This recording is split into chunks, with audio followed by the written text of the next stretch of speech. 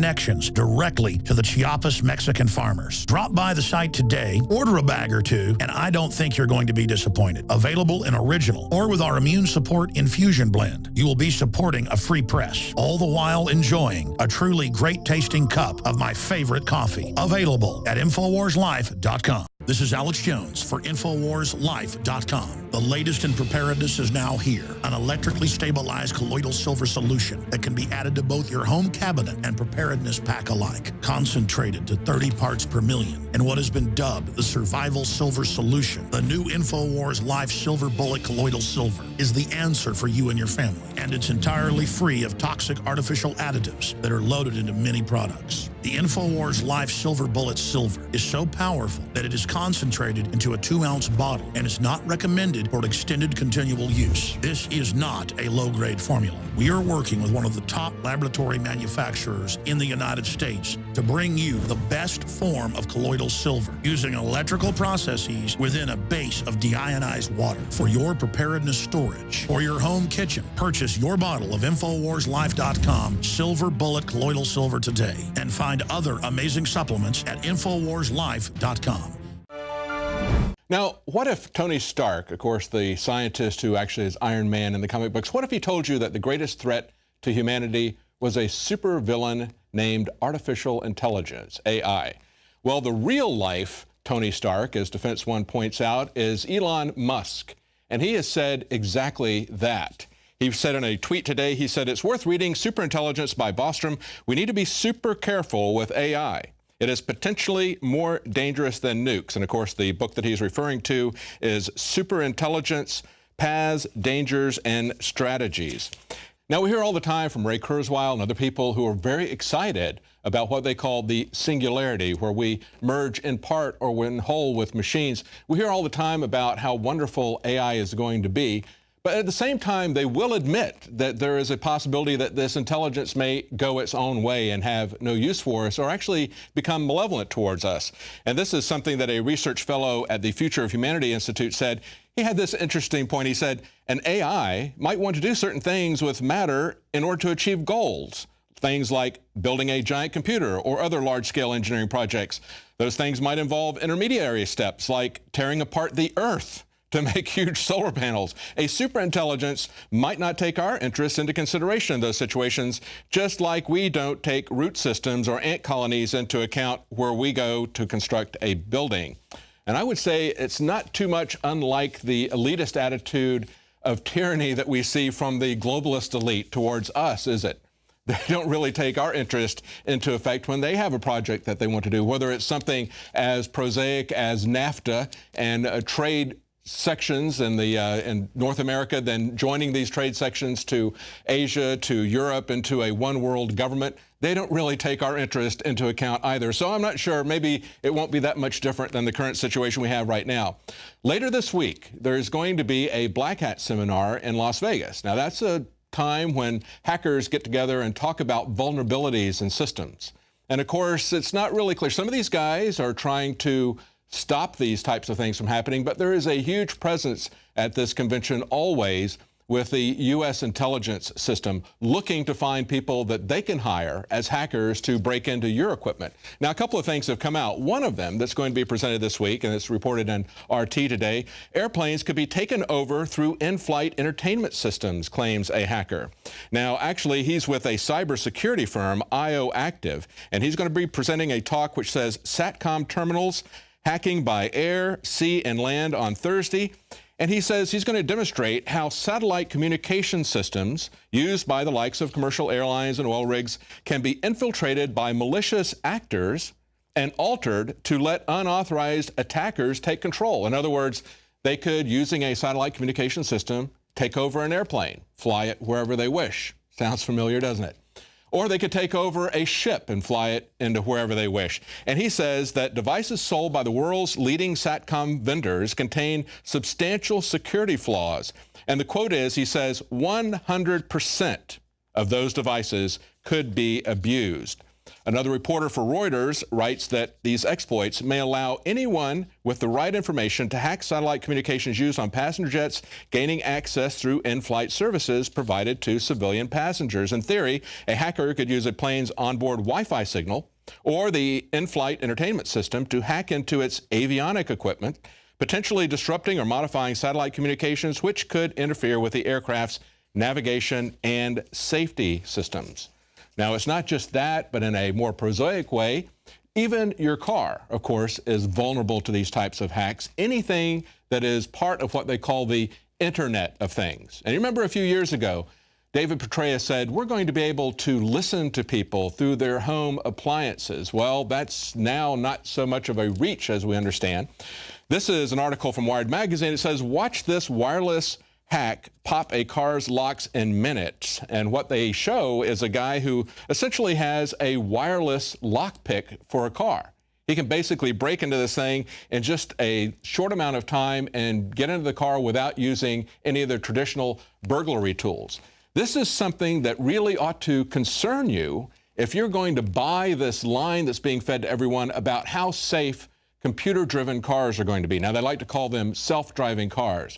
Computer-driven cars are going to be driven by computers, by the people who write the algorithms. And of course, there will be some safety issues with those because they are not 100% accurate, as anyone who's ever used software understands, as anyone who has ever used their GPS systems understands.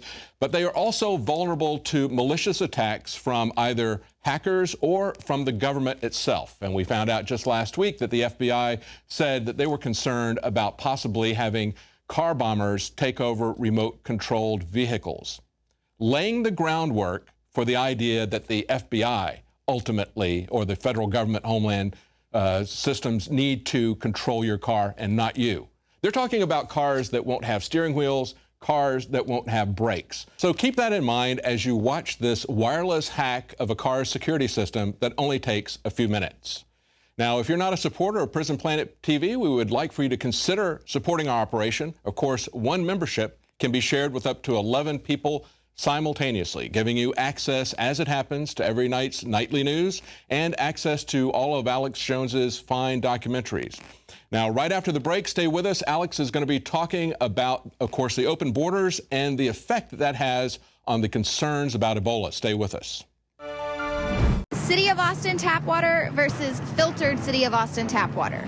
I can taste dirt in it. God knows what's in this. This has an aftertaste. Tastes like Austin water? Yeah, it does. Ugh. These people just sampled City of Austin tap water straight from the faucet. Next, we had them try a sample of tap water filtered through the ProPure G2.0 filtration system. High quality H2O.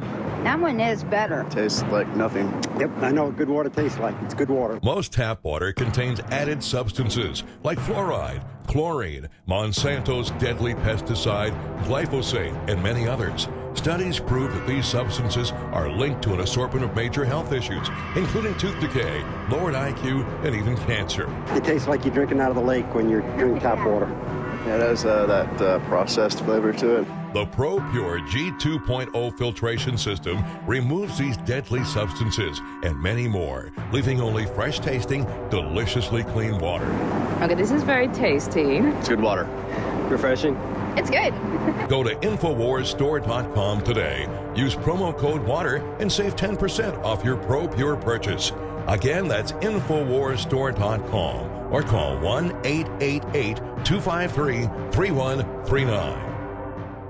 The facts are in. The studies are legion. Sodium fluoride and other toxic members of the fluoride family are devastating the health and cognitive ability of the American people. I am extremely excited to announce the exclusive INFOWARS Life Fluoride Shield formulation, fusing 6 of the best documented ingredients from around the world to help the body remove not just toxic fluoride residues from the body, but a whole host of toxic substances. Secure your fluoride shield at InfoWarsLife.com today.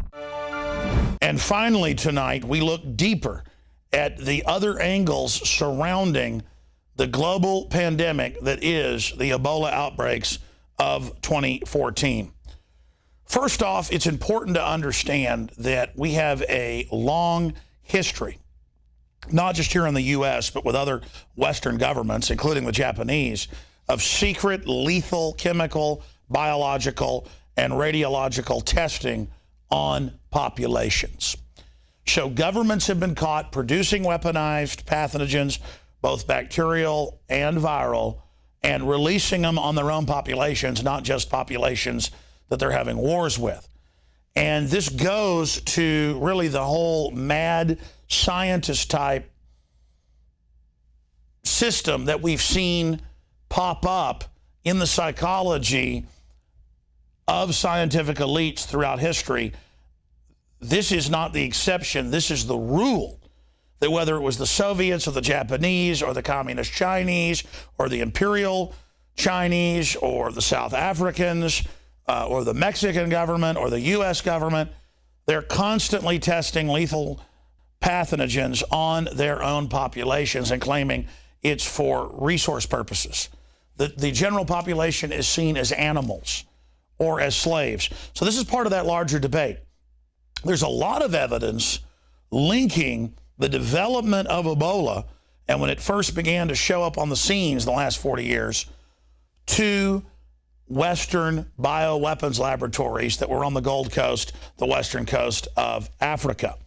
And then by 2002, tens of millions of dollars were spent for a program called BioShield, and under the cover of creating cures for biological weapons or treatments, they built bioweapons labs all over the United States, including in populated areas, despite protest, like at the University of Texas in Galveston, right where hurricanes hit, and didn't even put the deadly pathogens in containment facilities underground. They did it in level 2 facilities. That's just like bringing Ebola-infected patients to general hospitals. It is a crime. So the question is, why are they so reckless? Now we see two different members of the medical community who are U.S. citizens being brought back to a major university hospital in Atlanta, not in a level 3 or 4 bioweapons lab where it might be able to be contained, but just under plastic inside of a regular medical facility with part of a wing sealed off. These hospitals can't even control flesh-eating bacteria, MRSA, drug-resistant strep, and other things. So they certainly can't contain Ebola. And about 2 years ago, top scientists came out, and I'm going to show you some of these articles coming up, and said, look, Ebola appears to be actually airborne. Now, it's not hardy airborne. It doesn't last a long time in the air, but it does appear in monkey and pig studies to be transferable between different species, but also between the same species. And Ebola appears to be getting stronger and to be mutating. So why is our government shipping people into the U.S. that have Ebola and who can spread it? Now, Ebola can take a while to show up too, so it's perfect to infect somebody and then bring them in if you want to spread it. And even if only a few hundred people died in the U.S. from Ebola, and they think as many as 33,000 could be infected worldwide right now, around 1,000 deaths. They know of thousands that are infected, but over 30,000 they believe with the models that have come in contact with it, they believe that it could easily end up breaking out here in the U.S. And just the hype and the fear from that would be crippling for the economy, but would allow Homeland Security and other globalist control systems to clamp down medical-wise and have forced inoculations and things and bring another level of tyranny to the United States like 9/11 did. Now let's look at the big issue. Al-Qaeda is real, IS is real, ISIS is real, and the globalists running our government and NATO have been giving them chemical weapons to attack Syria, have been giving them the precursors of biological weapons, so that they can be able to basically produce them. Just like our own government after 2001 even was still giving Saddam Hussein things like anthrax. Look that up. So if they ever wanted to release it and blame him, they could say that he had it. So here's the latest leaked Border Patrol high-level report, shows entire world exploiting open U.S. border. But in the report, and Drudge pointed this out today, showed at INFOWARS.com, you notice that of the thousands, 874 that came in from Nigeria alone and got caught, they think they only catch a fraction, so it's actually more than 874. People coming in from Nigeria, Sierra Leone, and countless other areas. Just 874 from one country alone in the last year that they caught. And here's our headline breaking it down. Ebola may have already crossed border, secret Border Patrol report shows. There's no doubt feds are shipping illegals from Ebola hit countries across the U.S. at taxpayer expense.